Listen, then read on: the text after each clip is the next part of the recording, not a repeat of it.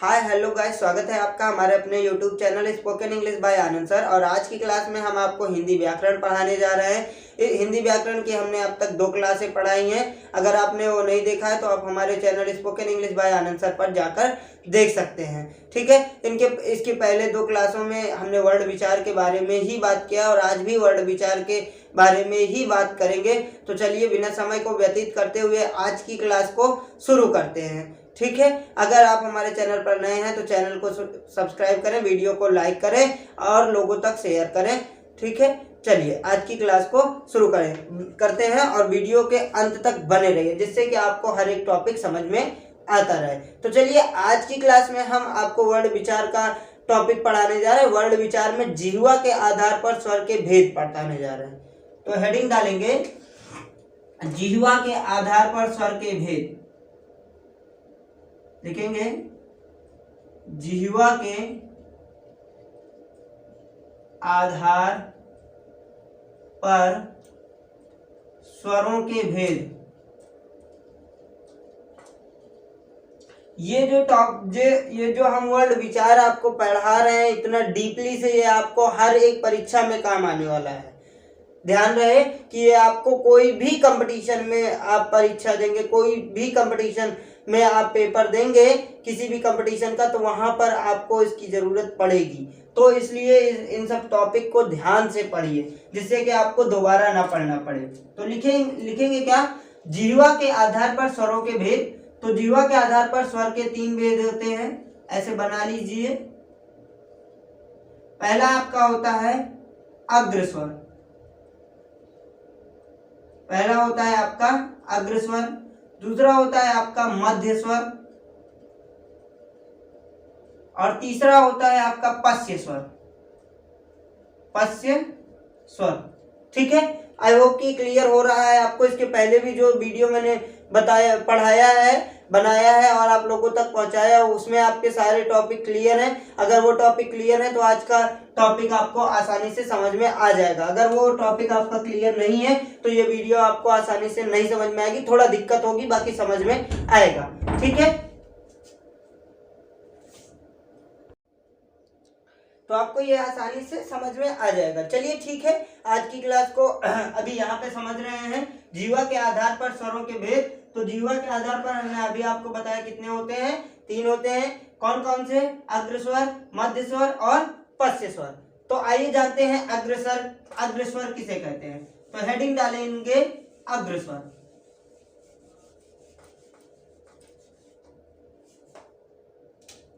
Heading डालेंगे अग्र स्वर। लिखेंगे क्या, जिन स्वरों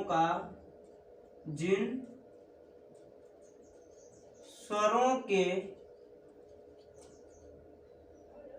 उच्चारण करते समय, जिन स्वरों के उच्चारण करते समय जिह्वा का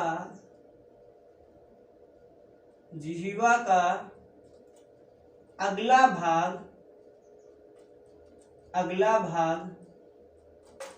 सक्रिय रहता है,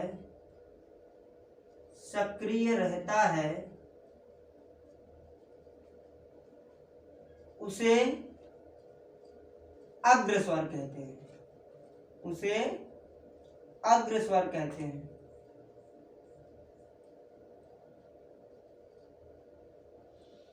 ठीक है, अग्र स्वर किसे कहते हैं, जिन स्वरों के उच्चारण करते समय जिह्वा का अगला भाग सक्रिय रहता है उसे अग्र स्वर कहते हैं। यानी आप कोई सा भी स्वर लीजिए, ठीक है, अभी बता रहा हूं कौन सा स्वर, आप कोई सा भी स्वर लीजिए और उसके बाद उसको बोलिए।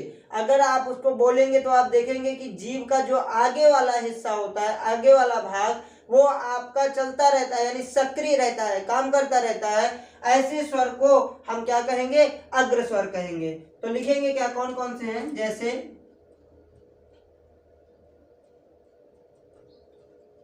ई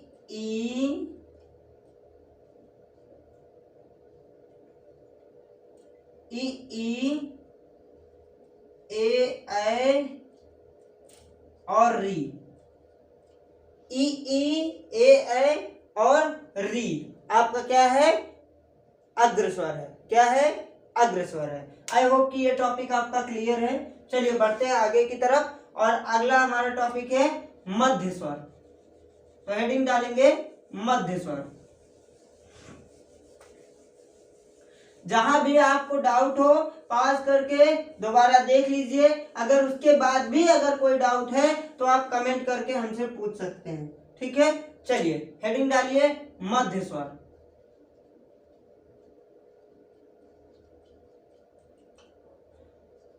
जिन स्वरों के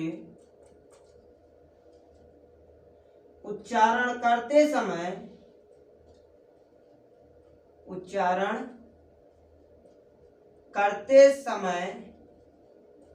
जिह्वा का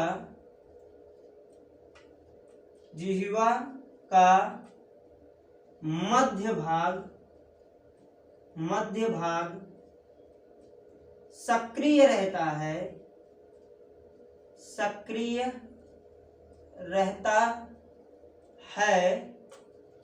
उसे मध्य स्वर कहते हैं।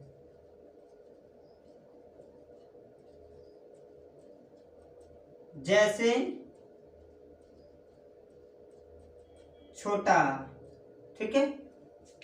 आइए बात करते हैं मध्य स्वर की, क्योंकि हम आपको क्या पढ़ा रहे हैं, जिह्वा के आधार पर स्वरों के भेद, ठीक है। तो जिह्वा के आधार पर स्वरों के कितने भेद हैं, 3। कौन कौन से, अग्रस्वर, मध्य स्वर और पश्य स्वर। अग्रस्वर आपका समझ में आ गया। अग्रस्वर क्या होता है, जिसमें जिह्वा का अगला भाग, यानी जिह्वा का मतलब होता है जीभ का आगे वाला हिस्सा यानी अगला भाग अगर सक्रिय रहता है तो आपका क्या कहलाता है, अग्रस्वर। और जिह्वा का अगर मध्य भाग सक्रिय रहता है, कौन सा, मध्य भाग यानी बीच वाला, तो वो कौन सा स्वर कहलाता है, मध्य स्वर कहलाता है। क्या कहलाता है, मध्य स्वर। तो लिखा क्या है परिभाषा में, जिन स्वरों के उच्चारण करते समय जिह्वा का मध्य भाग सक्रिय रहता है उसे हम मध्य स्वर कहते हैं। जैसे आ। आई होप ये टॉपिक आपका क्लियर है। चलिए बढ़ते हैं आगे टॉपिक की तरफ। आगे हमारा जिह्वा के आधार पर तीसरा भाग कौन सा है, जिह्वा के आधार पर स्वर का तीसरा भाग कौन सा है, पश्य स्वर। कौन सा है, पश्य स्वर। तो हेडिंग डालेंगे पश्य स्वर।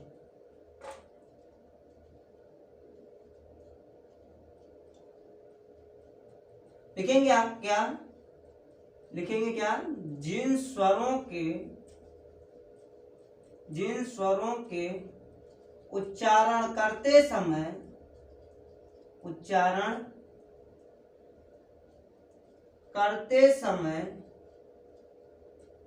जिह्वा का अंतिम भाग सक्रिय रहता है, जिह्वा का अंतिम भाग सक्रिय रहता है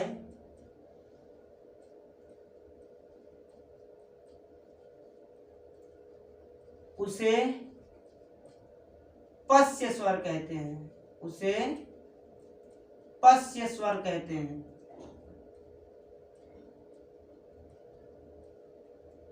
ठीक है, जैसे बड़ा, छोटा ऊ, बड़ा ऊ, ठीक है। पश्य स्वर किसे कहते हैं, जिन स्वरों के उच्चारण करते समय जिह्वा का अंतिम भाग सक्रिय रहता है उसे पश्य स्वर कहते हैं। जैसे आपका बड़ा, छोटा ऊ और बड़ा ऊ, ठीक है। और भी है, कौन सा, ओ, आओ, ठीक। चलिए आई होप ये टॉपिक आपका क्लियर है। ध्यान से फिर से एक बार आपको याद करा देते हैं तीनों स्वर के बारे में, जिह्वा के कौन कौन से, अग्रस्वर, मध्य स्वर और पश्य स्वर। अग्रस्वर किसे कहते हैं, जिह्वा का अगला भाग सक्रिय रहता है तो अग्रस्वर, जिह्वा का मध्य भाग सक्रिय रहता है तो मध्य स्वर, और जिह्वा का अंतिम भाग सक्रिय रहता है तो कौन सा स्वर होता है, पश्य स्वर। आई होप कि यह आपका टॉपिक क्लियर है। ठीक है, चलिए आगे की तरफ बढ़ते हैं, इसको नोट डाउन कर लीजिए। अभी तक हम जीव के आधार पर स्वर के भेद के बारे में पढ़े हैं और अब हम पढ़ने जा रहे हैं कौवे की स्थिति के आधार पर स्वर के भेद। तो हेडिंग डालेंगे कौवे की स्थिति के आधार पर स्वरों के भेद। कौवे की स्थिति के आधार पर स्वरों के भेद।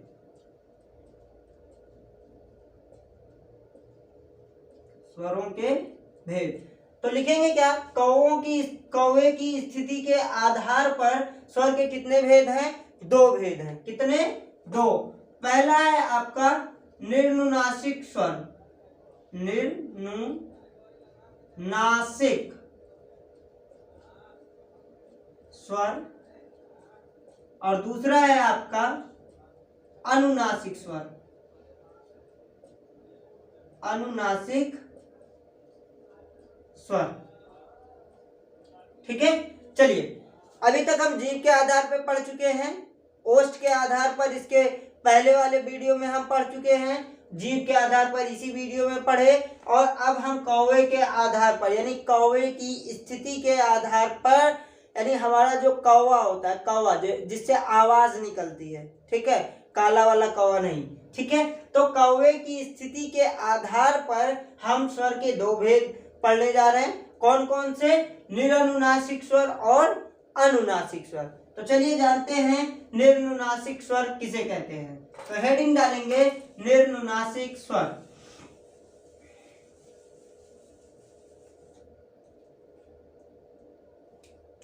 हेडिंग डालेंगे निर्नुनासिक स्वर।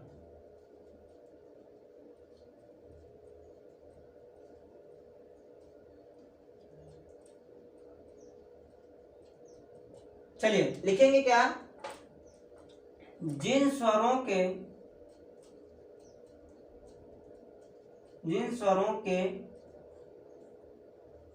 उच्चारण करते समय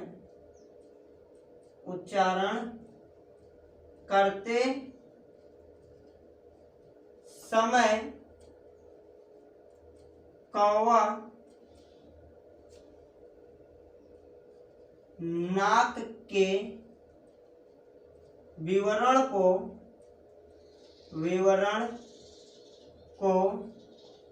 बंद कर देता है, नाक के विवरण को बंद कर देता है, जिससे हवा सीधी मुख से बाहर निकलती है, मुख से बाहर निकलती है,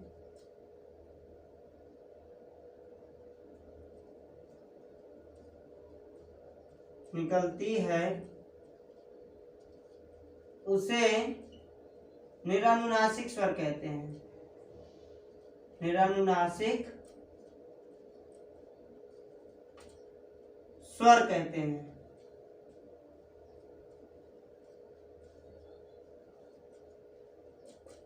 ठीक है, जैसे अ आ इ ई उ ऊ री ए ऐ ओ औ तक। ठीक है, आगे आपका ओ औ तक। चलिए जानते हैं निरनुनासिक स्वर किसे कहते हैं। जिन स्वरों के उच्चारण करते समय कौवा नाक के विवरण को बंद कर देता है, जिससे हवा सीधी मुख से बाहर निकलती है, उसे क्या कहते हैं, निरनुनासिक स्वर कहते हैं। क्या कहते हैं, निर्नुनासिक स्वर कहते हैं। कौन कौन से हैं, अ आ इ ई उ ऊ ए ऐ ओ औ, और उसमें री भी आपका शामिल है। ठीक है, तो आपका आई होप कि निरनुनासिक आपका क्लियर है। अगर अभी भी कोई डाउट है तो एक बार इसको आप दोबारा पढ़ लीजिएगा, फिर आपको क्लियर हो जाएगा। नहीं भी क्लियर होता है तो आप कमेंट करके पूछ सकते हैं। ठीक है, चलिए अब अगला पढ़ते हैं, और अगला क्या है? अनुनासिक स्वर। अनुनासिक स्वर, तो हेडिंग डालेंगे अनुनासिक स्वर।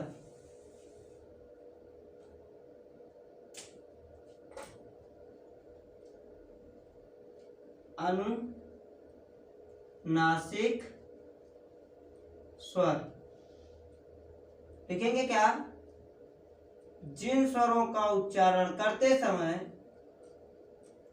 जिन स्वरों का उच्चारण करते समय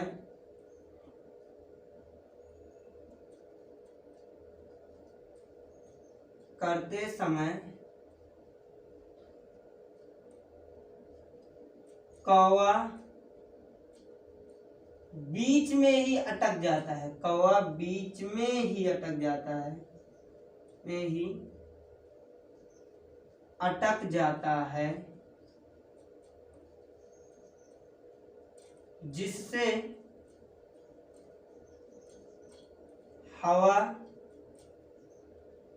आधी मुख से, हवा आधी मुख से और आधी नाक से, हवा आधी मुख से और आधी नाक से बाहर निकलती है, बाहर निकलती है, उसे अनुनासिक स्वर कहते हैं। क्या कहते हैं? अनुनासिक स्वर कहते हैं।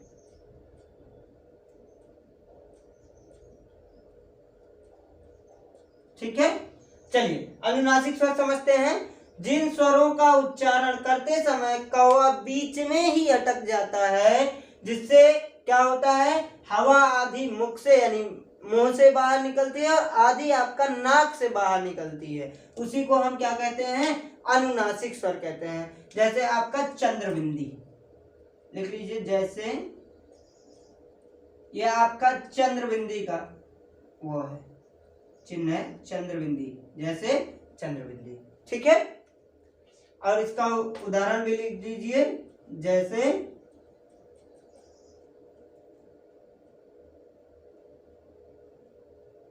आ,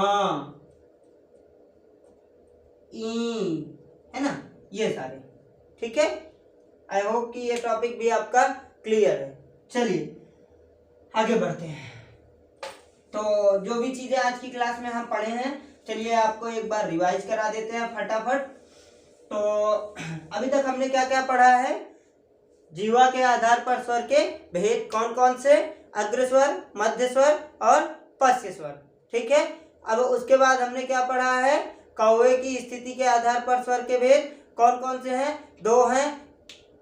कौन कौन से हैं? निरनुनासिक और अनुनासिक। ठीक है, चलिए आज की क्लास में बस इतना ही। मिलते हैं अगले वीडियो में और वर्ड विचार को जारी रखेंगे। ठीक है, तो चलिए आज की क्लास में बस इतना ही। मिलते हैं अगले वीडियो में, तब तक के लिए बने रहिए हमारे channel spoken English by Anand sir के साथ। धन्यवाद।